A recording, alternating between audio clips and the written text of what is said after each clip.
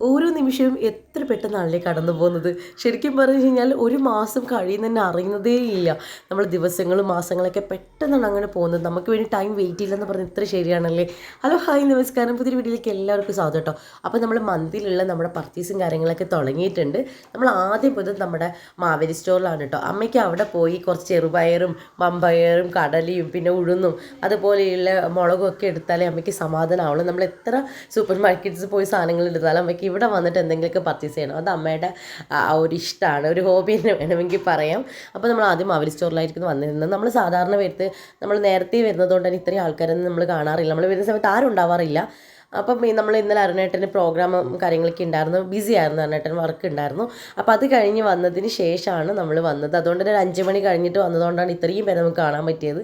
പിന്നെ അത് അവിടെ നമ്മൾ സാധനങ്ങളൊക്കെ വാങ്ങിച്ച് നേരെ വീട്ടിൽ കൊണ്ടുവച്ചു. അതിന് ശേഷമാണ് നമ്മൾ വേറെ പർച്ചേസൊക്കെ ചെയ്ത് അത് പിന്നെ പറയാം കേട്ടോ.